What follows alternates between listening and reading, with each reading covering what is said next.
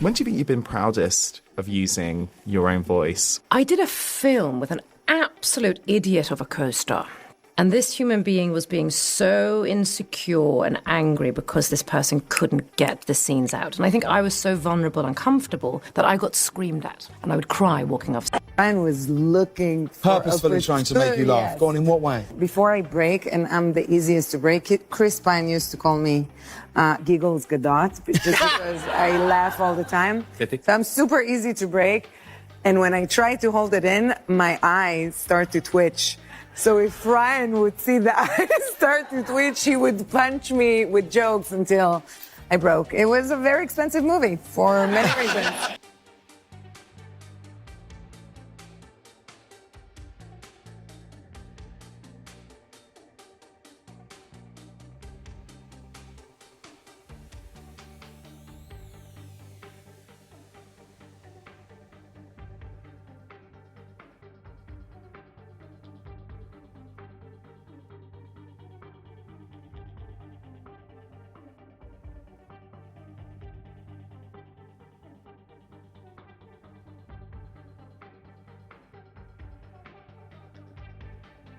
Would I work with him again? No. I sort of wish him well because he's so good at Deadpool, and I think it's weird that he hates me. Do you know he hates We you? had a really weird moment on Deadpool where he said, let's do one more take. And then as the character, he was like horrifically mean to me, but to me, as if I'm Weasel. So he was like, you know what's great about you, Weasel? You're not the star. You do just enough exposition that is funny, and then we can leave and get back to the real movie. So he's riffing.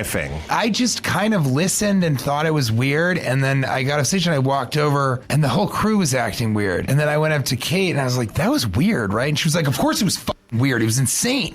Everybody was like, why is Ryan doing this? And the other weird thing is like, I think he's kind of an insecure dude. His Twitter bio is showing you the parts of me that tested the best in focus groups. And I'm not sure that he's joking. This revelation has sent shockwaves through the entertainment world, leaving fans and industry professionals questioning the validity of these claims and the implications for Reynolds' career. One actor, who chose to remain anonymous, recounted a troubling experience on set, expressing disbelief at the behavior they witnessed. "You call yourself an actor? This is what I have to work with?" they recalled, describing a moment of fear and confrontation. The actor felt unsupported due to Reynolds' status as the lead, stating, "I walked on set and said, 'You get off my set.' It was the first time I ever spoke up, and I was terrified." Looks like a pattern is emerging as I found this blind item from July of 2024 stating that Ryan Reynolds completely iced out his co-star, Morena Baccarin, I think it is, and she was not included in any of the promotion for Deadpool and Wolverine. And when you think back to it, yeah, she wasn't. And if you look at the red carpet photos, she's pictured all alone by herself, not with any of the other cast. Just like what Blake did to Justin. So I wonder what the disagreement was there. I wonder if she was questioning some of the jokes in the movie. And of course, Ryan's ego couldn't take it. I'm sure there's some ironclad NDA in there and we'll never know what happened. But the promos and the videos don't lie. She wasn't in any of them with the cast. She was all alone by herself. I'm just hoping she wasn't sent to the basement. This incident highlights the power dynamics that can exist in Hollywood, particularly when a major star is involved. The actor further explained that the producers insisted on keeping Reynolds on set, despite the discomfort it caused, raising questions about the safety and well-being of those working alongside him. Adding to the controversy, another insider claimed that Reynolds had become increasingly involved in the production of It Ends With Us, a film starring his wife, Blake Lively. Allegedly, Reynolds and Lively had a heated argument on set, which was overheard by production assistants.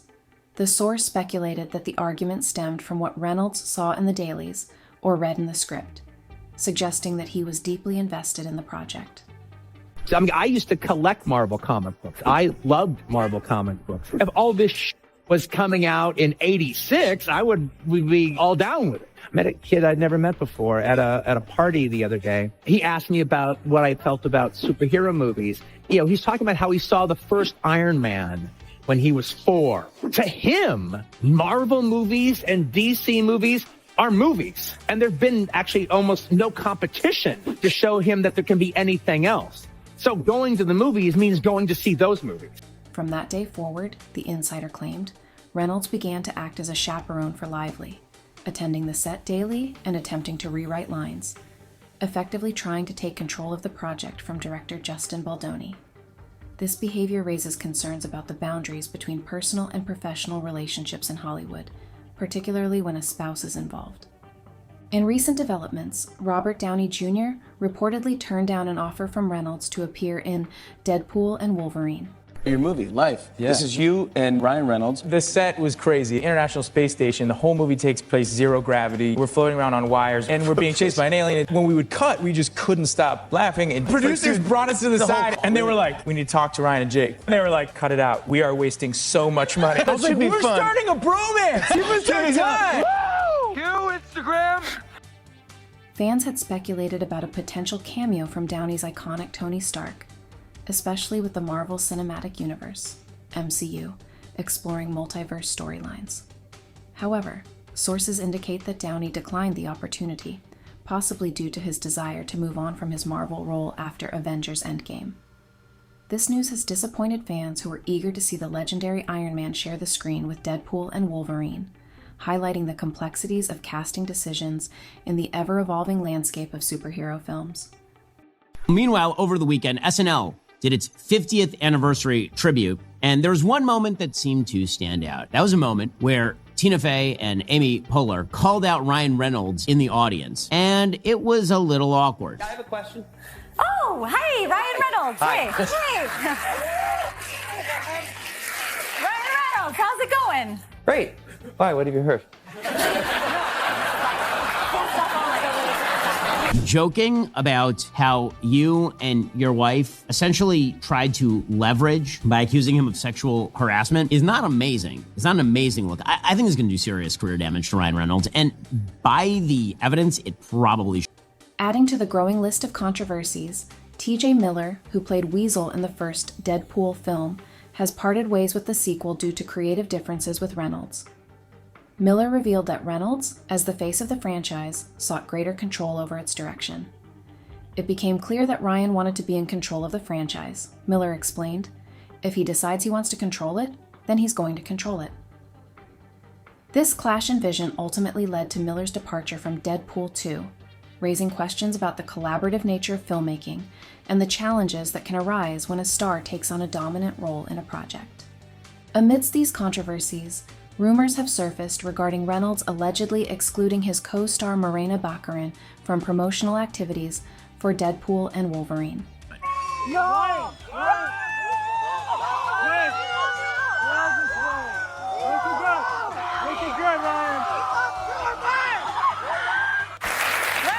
How's it going? Great. Why? What have you heard? This was the first public appearance for Blake Lively and Ryan Reynolds since she filed her civil rights complaint. This is a big legal battle for the two of them. So we saw Ryan poke fun at their own woes. Right now, they're obviously going through it. And I have to tell you that there actually is expected to be a big update in that legal saga this week. Blake Lively's attorneys have said that they are going to be filing an amended complaint against Justin Baldoni, and the judge set a deadline for tomorrow. So that can be coming very, very soon.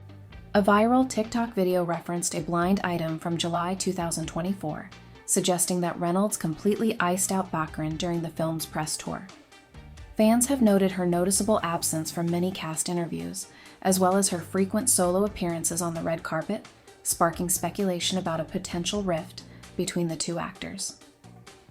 While neither Reynolds nor Baccarin has addressed the rumors, the situation has fueled further debate about Reynolds' behind-the-scenes influence on the franchise and the dynamics of his relationships with co-stars. Now, as soon as she says this, the New York Times comes out with an investigative report saying, yo, Blake Lively, probably telling the truth. Justin Baldoni ain't it.